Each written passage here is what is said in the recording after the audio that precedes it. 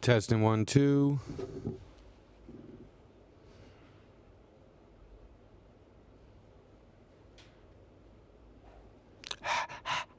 How's that? You like the loud panting? All right, we're good. Hold on, can you do it one more time? Let me make sure our camera. Yeah. Let me know what. Well, Testing 1, 2. All right. I think we can see it through the site though, if you want. okay, they're not here. Let me double check it.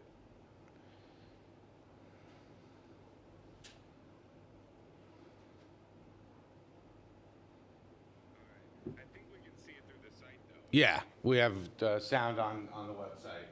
Okay, great, thank you. No problem. Let me know if anything comes up. Great. Do you go by Rich or Richard? Rich is fine. Rich, okay. Just not Rick. Okay, I promise, Rich. Thank you, appreciate it. No problem. Yes.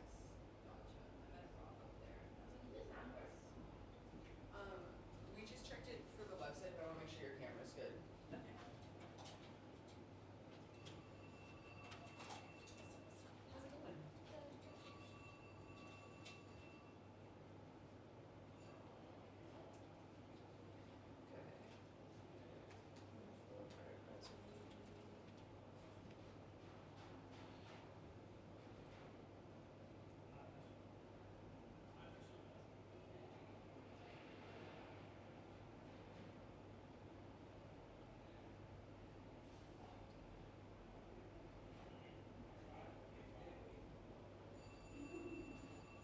Is it on?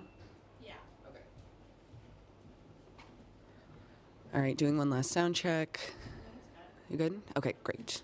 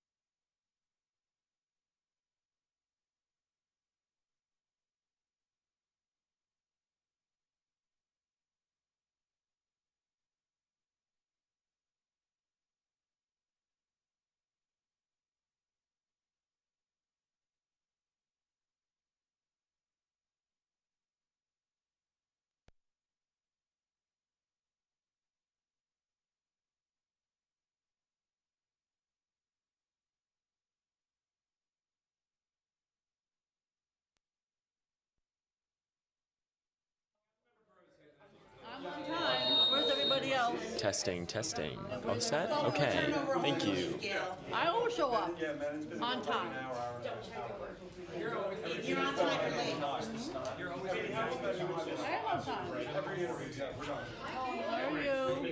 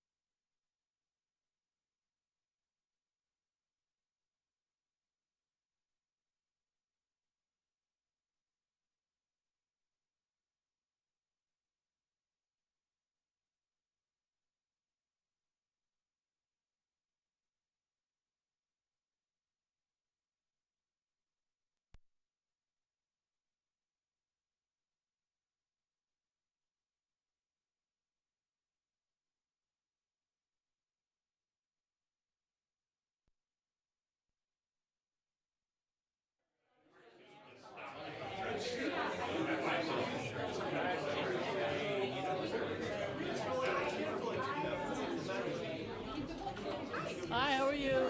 Hi, Julie. Hi. Hello. Okay. Hi, Sylvina. Hi. Okay, good afternoon, everyone. We are going to start on time. It's great. It's great to see you all. Before we talk about today's stated meeting, and we have a very big agenda for this stated meeting, I wanted to start with a few brief acknowledgments. Over the last several days, we obviously all witnessed and experienced a truly historic snowstorm, the worst, quite frankly, that we have seen in over 5 years in our city, with dangerously cold temperatures that tragically claimed the lives of 10 New Yorkers. A storm of this magnitude required a comprehensive, all hands on deck, all of government response. And I first want to thank the sanitation workers who worked around the clock, often in very dangerous conditions, to keep our streets clear and clean. I want to thank City Hall. I want to thank the first responders. I want to thank the city agencies for their hard work in keeping New Yorkers safe. I also want to acknowledge events that are happening beyond New York City, but that understandably have caused concern here at home. What is unfolding in Minnesota is more than just disturbing. It flies in the face of what government and law enforcement are entrusted to do, which is to protect the public. In the past several weeks, 2 people have been fatally shot, and there have been multiple reports of children being taken into custody. ICE is quite literally harassing, jailing, and murdering innocent people across the country, and it has become a threat to both our safety and to our democracy. I spoke with Leader Schumer's office yesterday, and I've said that there's no reason our tax dollars should continue to support ICE's operations unless the agency is completely structurally reformed. And I want to thank the colleagues who signed on to a letter and sent that letter to Leader Schumer's office. And while I'm not able to publicly discuss the details to protect privacy and integrity of the ongoing process of our council employee, Raphael, who I do want to reiterate remains in New York, which is a key important fact. He was wrongfully taken into custody by ICE. We are literally working around the clock to secure his removal. We are doing everything possible to secure his removal and release. With that, turning to this afternoon's stated meeting. So today, the New York City Council will be taking action that is both rare and consequential. We are actually overriding more mayoral vetoes in one day than the council has in the last decade combined. That fact alone should underscore how seriously we are approaching this moment. These overrides reflect legislation that has been debated thoroughly, refined carefully, and supported by a clear supermajority of elected representatives from across the city. When the council acts with that level of consensus, we have an obligation to follow through. Today, the council will vote to advance bills that promote good governance and transparency, because that is what New Yorkers expect, and that's certainly what they deserve. We will vote to reform street vending in a way that brings fairness and clarity and dignity to an essential part of our city's economy. We will vote to create a legal framework that gives survivors of assault their best chance at seeking accountability. And we will vote to enhance protections for drivers and for delivery workers. And we will vote on the Elan Etienne Safety and Security Act to improve working conditions for security guards. I was at 32BJ this morning with Elan's family. I want to reiterate that this is the best testament that we can do to honor the sacrifice that he made. Elan literally saved lives at that fatal shooting by turning off the elevator bank so that more people were not killed. And he was a hero. And this bill honors that fact, and it honors the fact that our security guards are on the front lines doing such important work, and it addresses the issue of fair pay, of security workers receiving benefits, and it addresses the real issue we have about turnover in that industry. So I also want to be clear that not every bill that was vetoed will be overridden. Overrides require a supermajority, and when that threshold was not met, the council is respecting the process, because that is how responsible governance works. It's also important that I want to speak about another urgent issue before the council today, anti-Semitism. So last week, there were 73 swastikas graffitied onto a playground in Borough Park. I went out to see the playground. 73 swastikas in 2 days on the slides, on the play equipment. It is totally reprehensible. And on Tuesday, on International Holocaust Remembrance Day of all days, a rabbi was verbally and physically assaulted in a horrific anti-Semitic attack in Forest Hills. And just last night, a vehicle struck the entrance at 770 at the Chabad World Headquarters in Crown Heights in a deeply concerning incident. The NYPD, who I spoke to last night, is investigating the circumstances around that incident. These incidents are disgusting, they're deplorable, but unfortunately, they're not new. Jewish New Yorkers make up roughly 10% of the city's population, yet last year they were victims of 57% of all reported hate crimes, 57%. That is a reality that we cannot normalize and we cannot ignore. Today, we are taking action. As part of the Council's 5-point action plan to combat anti-Semitism, we are introducing legislation to address this crisis head-on. Our safe access bills are designed to ensure that when protests are planned near sensitive locations such as synagogues, you okay? You want some water? No, oh, sorry. Synagogues, churches, mosques, and schools, the NYPD conducts a safety plan and a safety risk assessment.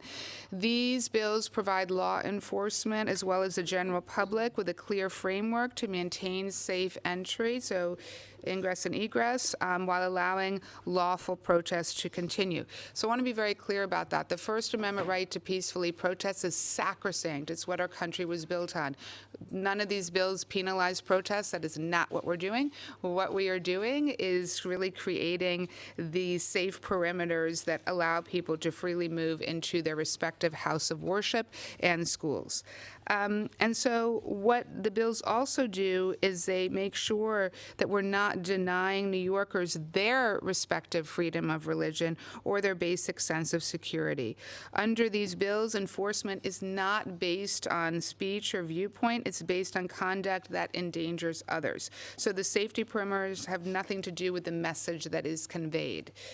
We've struck this balance before. In 2008, after escalating harassment outside reproductive health clinics, the City Council, I'm sure Councilmember Brewer, you were over there with that, so thank you for that. The City Council passed laws to ensure safe access while preserving the right to peacefully protest.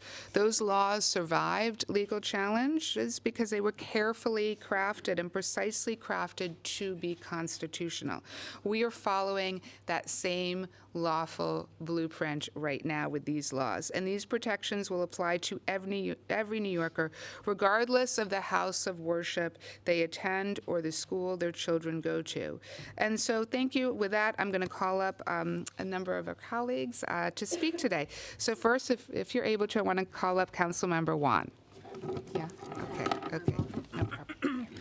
Thank you so much, Speaker Menon. Today we're voting to override the veto for my bill, Intro 479A, which will require the Chief Procurement Officer, in consultation with the Conflicts of Interest Board and the Department of Investigation, to establish standards and procedures that contractors must use to identify conflicts of interest and misconduct among their officers, employees, and subcontractors.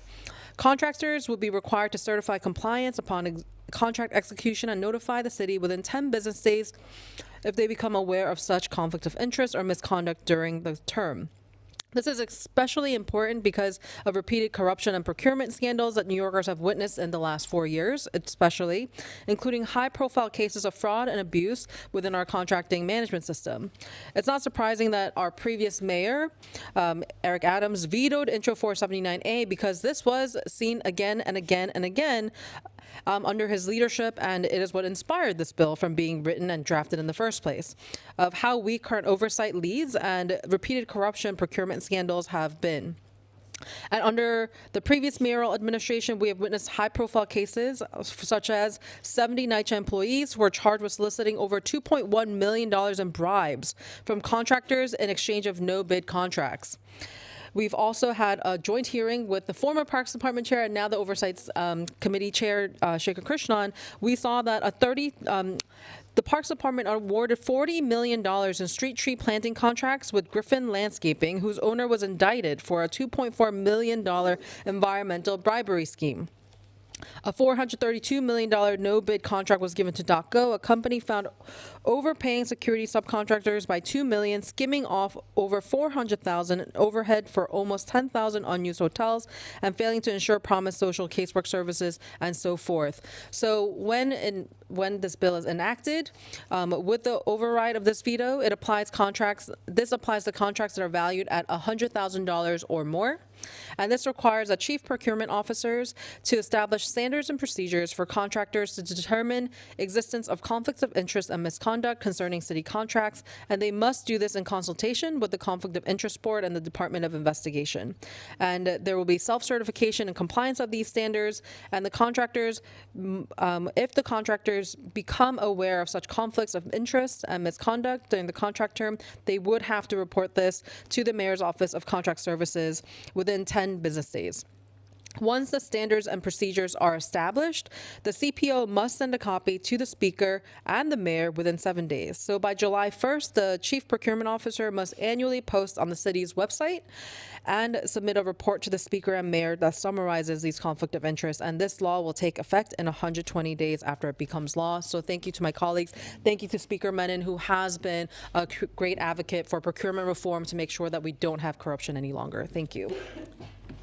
Thank you so much, Councilmember Wan. This is such an important issue, and I really want to thank you for your leadership on that. And I want to assure people we're going to be doing a lot more on that. Just this week, we had a contracts hearing where we're going to be putting forward bills to eradicate long-term no-bid contracts, which could save the city billions of dollars.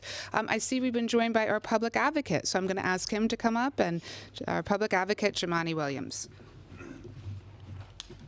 Thank you, Madam Speaker, and congratulations. I think this is my first press conference with you as Speaker, so that's awesome.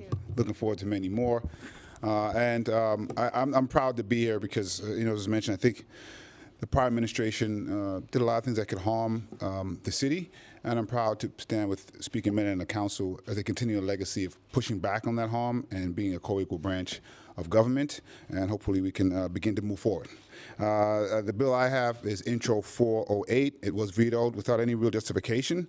It was simply to create a division of street vendor assistance.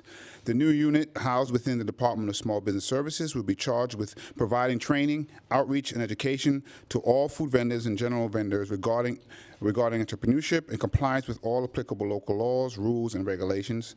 Street vendors are New York City's smallest businesses and provide some of the most affordable options for New Yorkers facing an increasingly unaffordable city, yet they don't have the support from the city they need to survive, and they're also amongst some of the most vulnerable in our population.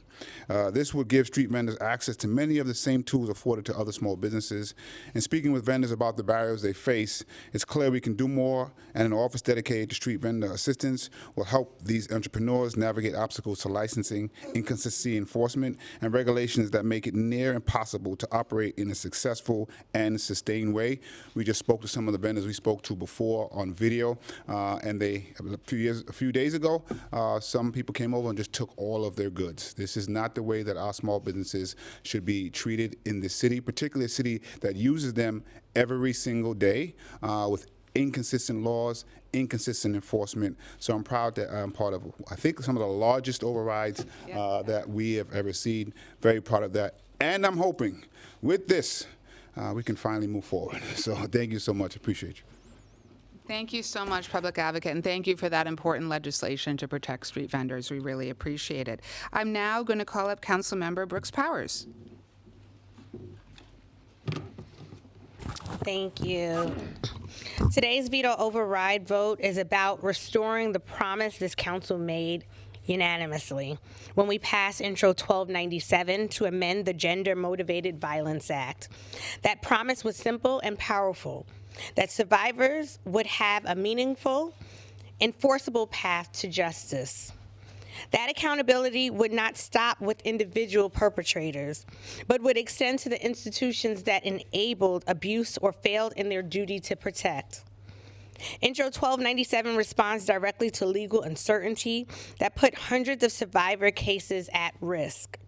It restores the look-back window and makes clear, unmistakably, that the GMVA applies to institutions as well as the individuals.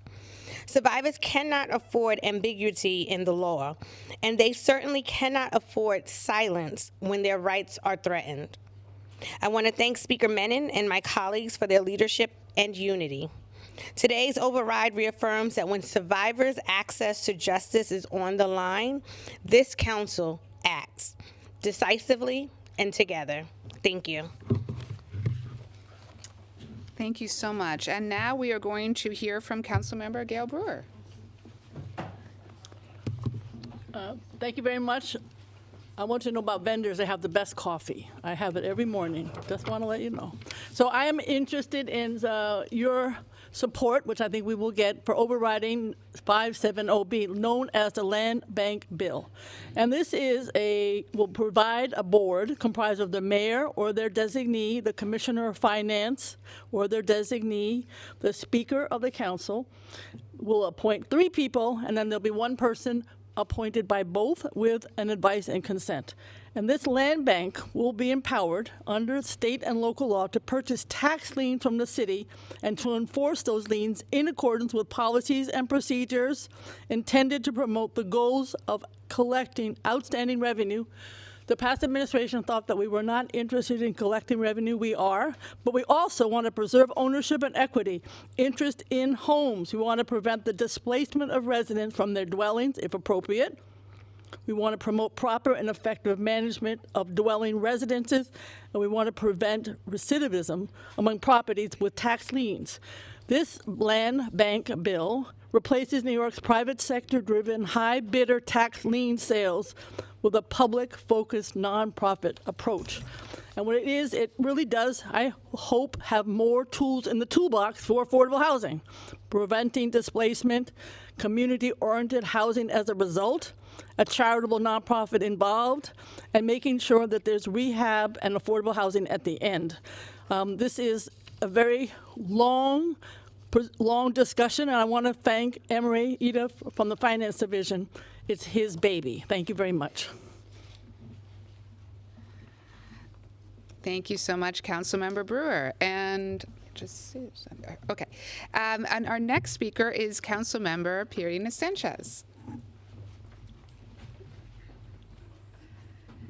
Good afternoon, everyone. I first want to start with thanking you, Speaker, for your support on the vending bill, not just in this override, but from your time as chair of the Committee on Consumer and Worker Protection, sitting through those many hours-long hearings. Today, New York City is finally reforming its street vending system in a way that will work for everyone. By overriding 431B, we are replacing decades of dysfunction with a system that is more just for vendors, more predictable and fair for brick and mortar businesses, and that delivers more orderly, shared spaces for all New Yorkers. This reform breaks through arbitrary license caps frozen in place since the 1970s and delivers deep change that many long believed was impossible.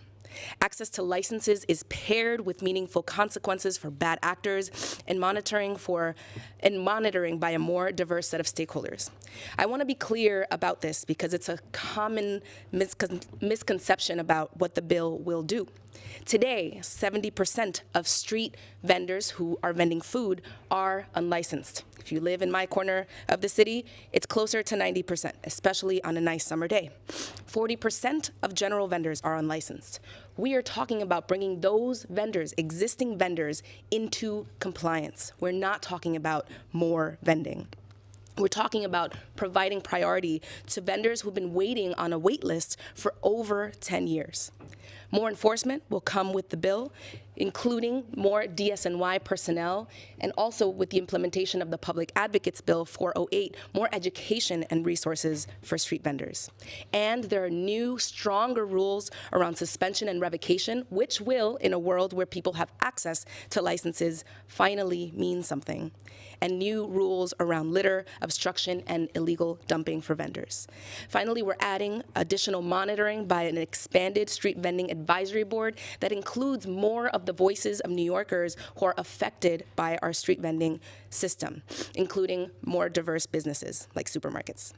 Thank you, Speaker. Again, thank you to the indefatigable staff and members of the Street Vendor Project, the brick and mortar business owners, bids, supermarkets, bodegas, and restaurants who kept showing up to hard meetings and didn't stop answering my calls, the agency staff and the new mayor and administration's leadership who understand that dignity and organization on our streets must go hand in hand, and again, to our Speaker. As the daughter and granddaughter of street vendors, this historic moment is also deeply personal. Past mayor notwithstanding, we are ushering in a new era for how this city treats its smallest businesses and manages shared public space. I know we as a council will fight tooth and nail to ensure that every part of this law is fully and fairly implemented so that these reforms deliver on their promise for vendors, for brick and mortar businesses, for consumers, and for all New Yorkers. Thank you so much, Councilmember Sanchez, and congratulations. I know how hard and long you worked on these bills, so thank you. We are next going to hear from Councilmember Amanda Farias. Thank you, Speaker Menon. I want to begin with Introduction 1120A, legislation that ensures the strengthening of good management, ensuring fairness and clarity, and combating illegal discrimination within New York City's cooperative housing system by bringing long overdue transparency to the cooperative sale and purchase process. For many New Yorkers, cooperative apartments are the gateway to middle-class homeownership. Yet, under the status quo preserved by the mayor's veto, the absence of enforceable timelines creates a legal vacuum, one that allows bad actors to operate without accountability and creates conditions where discrimination can go unchecked. Buyers can meet every requirement and still be left waiting indefinitely, without communication or resolution. This veto was counterproductive to addressing the real housing crisis in front of us. Despite broad coalition support and council support and extensive stakeholder engagement, the mayor chose to veto a bill that simply requires transparency and a response. On his final day in office, former Mayor Adams chose to protect the opaque status quo rather than provide clarity and predictability in a cooperative housing process. As a result, buyers remain vulnerable, and cooperative boards themselves are left without clear standards that would protect them from inconsistency, liability, and claims of unfair treatment. Turning now to Resolution 1251. Introduction 1251, apologies. This legislation reflects the same core values: fairness, accountability, and clear rules of the road, but in the context of economic opportunity and lawful work.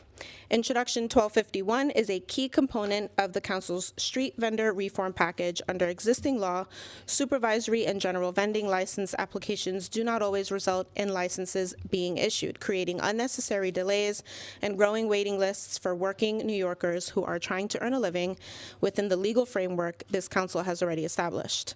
This bill authorizes the Department of Health and Mental Hygiene and the Department of Consumer and Worker Protection to issue additional applications when fewer licenses than authorized are issued, ensuring that the mandated quantity of licenses permitted by law actually get issued that year.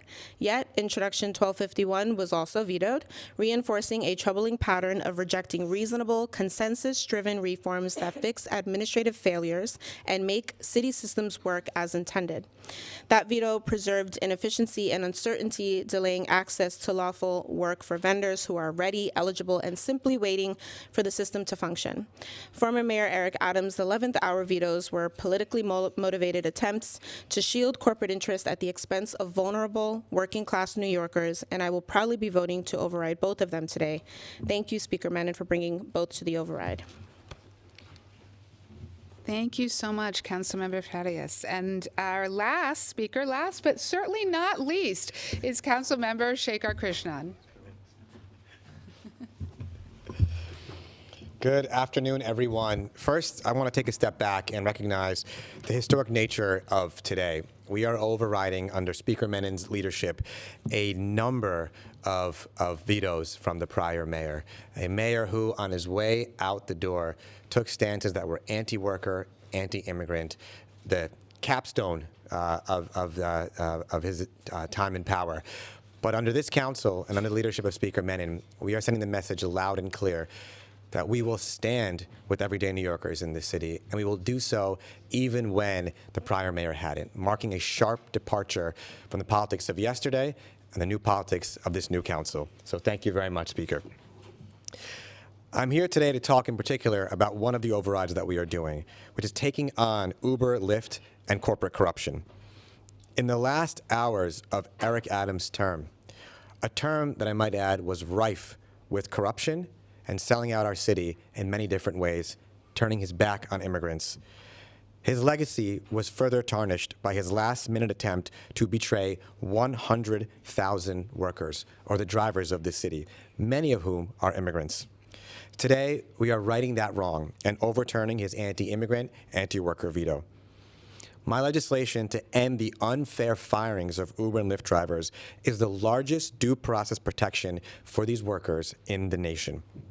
And as we stand here today, I know the nation is watching New York City, as for the first time in history, Uber and Lyft will be held accountable in this way, sending a message clearly from here in New York City across the country that the time of unchecked control by these billion-dollar corporations is coming to an end. When drivers see the New York City Council override this veto, they will look to their state legislatures and city councils across the country to pass the same protections for them, as is already happening. These past 2 years, Uber and Lyft have been running scared, knowing that this bill has the ingredients to start a drivers' rights movement, the next phase of this movement following the Medallion crisis. These two companies have used their billion-dollar war chests to spread fear and outright lies to New Yorkers, because that is the only thing they know how to do: waste money and spread fear. The stance we are taking today will make our nation better and bring more rights to the workers who make our city run. Our drivers are often the first people we meet in the city, taking us to and from the airport, to our homes, bringing us to a new Broadway show, or simply helping us get from one part of the city to the next safely. But they are workers with families who are struggling to pay their rent or their mortgage, childcare, or to put food on the table. And they are workers who, because of our winter storm this weekend, lost critical hours to earn money to pay their rent next month. We all know how essential and under-recognized drivers are.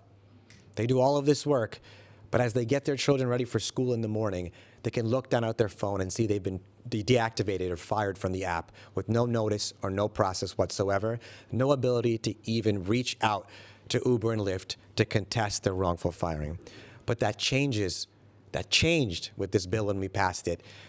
But now, as we override the veto, it will change for good. Drivers deserve dignity and fundamental rights: notice, due process, and a chance to appeal when they've been fired. And today, we will finally deliver those rights. Thank you so much, Speaker, and to all my colleagues. The Speaker will now take on-topic questions on the 17 bills being overridden today and those being introduced today. And then off-topic questions later. Speaker, I wonder, at the same time you're taking all this action, which involves worker protection and affordability for New Yorkers, your reaction to the mayor now ordering all these efficiencies in every agency, which do you think it'll undermine what you're doing today? That sounds like an off-topic. No, I got it. I got it. No, not at all. We do need to find savings in city agencies. I'm a huge proponent of that. We have to identify savings immediately, across the city budget, and there are a number of ways that this council intends to do so. Just this week, we had a hearing, as I mentioned, in the Contracts Committee on 2 bills that I have to, first of all, eradicate the long-term use of no-bid contracts in emergencies. During COVID, no-bid contracting was suspended over 100 times to the tune of $7 billion, so the city severely overpaid for PPE again and again and again. In the last administration, no-bid contracting was used for years on end during the asylum seeker crisis, including the $430 million DACO contract that Councilmember Wan referred to, or the $1 billion no-bid contract to the Hotel Association. There's no small business, and I'm a former small business owner in New York City, who would tell you that they would, if they had to do bidding, would take the first bid and not competitively bid. When you serve as commissioner, as I did, you are required to competitively bid. So by suspending the no-bid process, as has been done by repeated administrations, it's jacking up the price.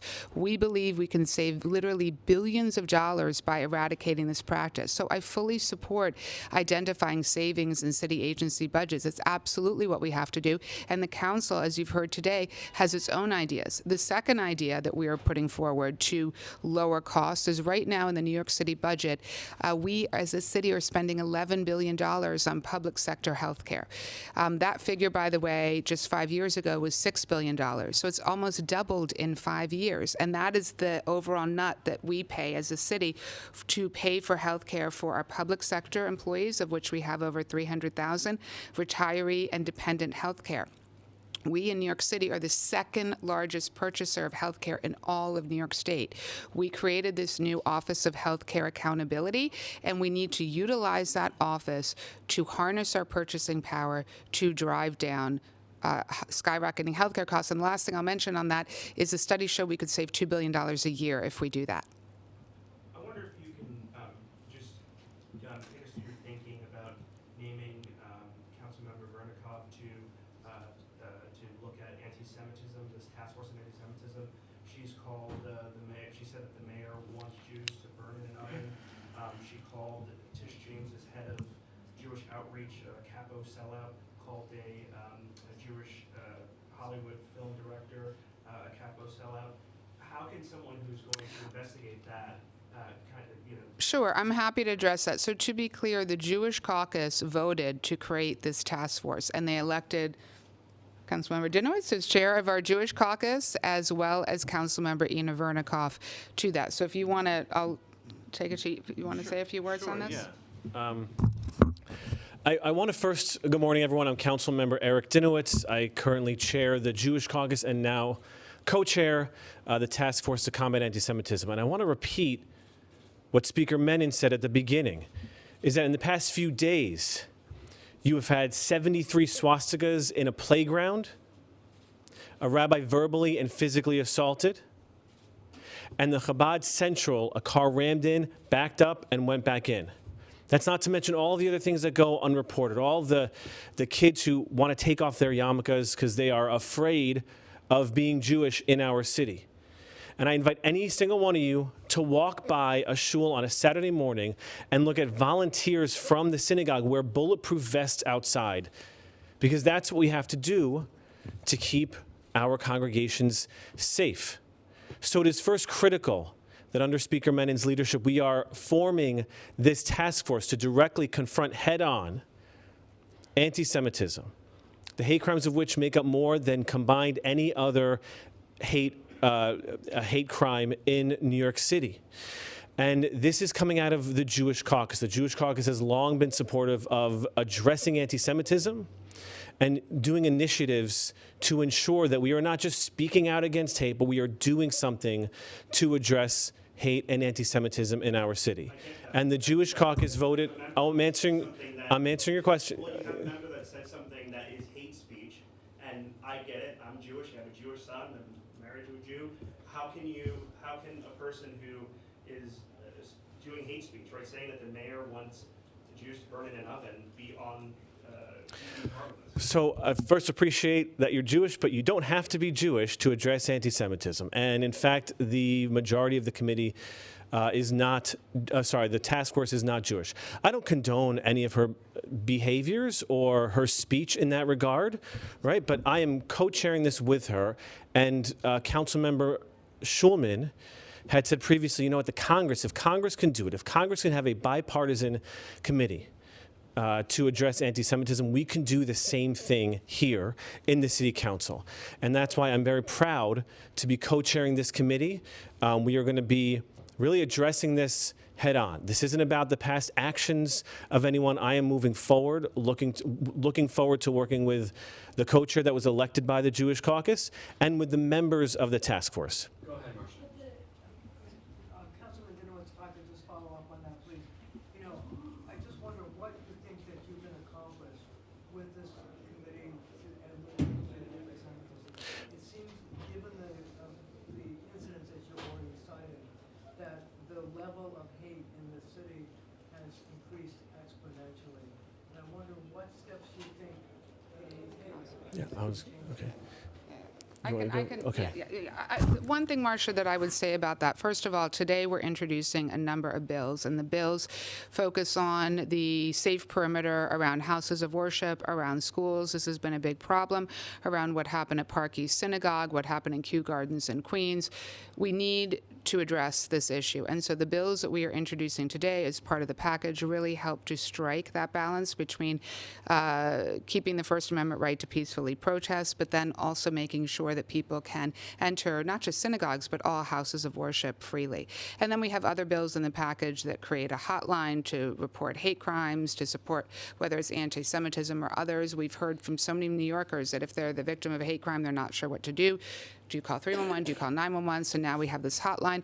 And the other bills provide security for all houses of worship, so for those that are in need, some of these smaller houses of worship that don't have it. So I think through this legislative package, we're going to be able to address some of those issues. Just to follow up on Miles' question, though, I think, not to speak for him, I don't think the question is like bipartisanship. It's that some of what she said would seem like Yeah. counterproductive Sure. to reaching like a better resolution. And in addition to the quotes Miles read, she also referred to Mr. Mamdani when he was mayor elect as a terrorist lover and said jihad is coming to New York City if Zoran Mamdani wins. I would like to know if you agree with that. I don't agree with those comments at all. And I just want to be clear. We have had numerous council members in the last iteration of the council who have said things that are offensive and problematic. We have a very serious harassment policy in the city council. We have a new standard and ethics committee that is going to be vigorous and look at these things. I will be, continuing to monitor any comments. We're not the speech police and we're not looking to do that, but we are looking to ensure that comments that incite violence or that violate our harassment policy, that they are not tolerated. So moving forward, we will be looking at that. Then why give her a larger platform on this specific issue if you don't agree with these comments? Well, I don't agree with those comments, but there are many comments that we don't agree with. And the Jewish Caucus wanted to have this task force. They voted, and we'll be paying close attention to future comments. Yeah, no, the Jewish Caucus voted to have this task force. The Jewish Caucus elected 2 co-chairs in the model of what Congress does, which is a bipartisan task force, just like they do in Congress. That was. I will be obviously paying very close attention. Obviously, I don't agree with the comments that she made in the past, and I've made that known to her. I don't agree with those comments made in the past, and I've been very clear. Those comments, we cannot make them moving forward, so we'll be paying close attention to that, absolutely. Yeah, the mayor has described this budget crisis the city is facing as perhaps worse than the one it faced during the Great Recession, which is really something. But it takes 2 to tango when it comes to the budget. He seems to have laid all the blame at the feet of Mayor Adams. Does the council not bear some responsibility? Was the council doing everything it should have been doing to keep the city's finances under control? Well, I will tell you the council finance team is right now doing our own evaluation, as they do every single year. So we'll be putting out our own plan in the coming weeks. We do know that Wall Street has had very strong revenues this year, and so that is going to help on the revenue projections. We do believe there are additional areas where there could be savings, and so we are going to obviously be looking at those areas. I outlined a few examples of savings, whether it be through the eradication of no-bid contracts or through the Healthcare Accountability Office and harnessing our purchasing power. We are going to be a council that is focused aggressively on savings. So what happened in the past 4 years, I can just say that moving forward, we're going to focus on making sure that we are identifying savings across the board. Does the council also view a millionaire's tax, as the mayor does, as part of the solution here? So I think one of the things that's really important is that the council focus on the areas that we control. Obviously, Albany does the taxes. That is not in our purview. So what we're really focused on is what can we be value added on. What we can be value added on is looking at all the various programs. We are actually going to be using new data metrics to evaluate when we're disseminating funds to different groups, because I believe we need more stringent controls than existed in the past. I'm a strong believer in if we are disseminating funding to different organizations, they must have the data metrics to support continued support by the council. Just as when I was census director, we did the exact same thing. So we're putting in more stringent evaluation criteria in place, and I'm confident that we're going to be able to identify numerous places for savings. Speaker, you've been the mayor and Yes. last Friday. It's a Yeah. Press release. His office has already said that he would not take an increase during his first term. So I'm wondering what you make of the optics of his position, and also, what you think about a salary increase for council members, given the fact that we were talking about efficiencies and this $12 billion budget gap. Sure, I do agree with the mayor's position. I also will not be either. But we're putting forward this plan that the council members really had advocated for, a cost of living adjustment that hadn't been done since 2016. It's, I think, important with these quadrennial commissions that we do that in a good government way, which is what the quadrennial commission does. And so I look forward to the commission meeting. It will then issue its recommendations, and then we will take it from there. Councilor, I have a question about, you started a news conference about sending a letter to Charles Schumer about what's happening in Minneapolis. Sure. The council regularly passes resolutions about matters in Albany and DC, so I think it's a fair question to have you on the record and say what you think about Albany raising taxes on corporations and millionaires to fix this city budget. So I think, first of all, that we have to focus on what we have control over. Right now, in the conversations I've had with the governor, she was very, very clear that she is not willing to do anything on taxes. So given that that is the position, we in the city council have to figure out, well, where do we go from here? Where do we go from here is we've got to identify savings in the budget. I've outlined a number of ways we can find savings. I assure you we're going to find additional savings. And the last thing that I would say is we in the council are doing our own budget analysis. The council always does that. We will be releasing that in the next couple weeks. Thank you so much. Thank you. Thank you so much. Thank you. Did you appoint Ina Vernicoff? She thanked you earlier in a tweet. Why do you claim? That was the problem. I mean, why would you thank you? Okay, I guess it's over.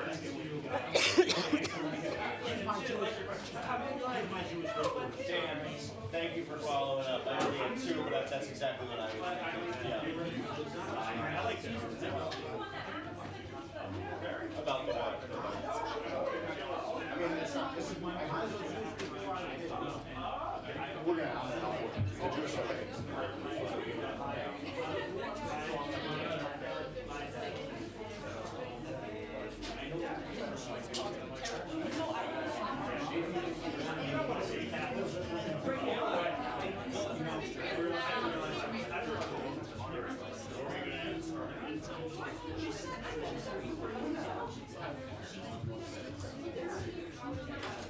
How are they?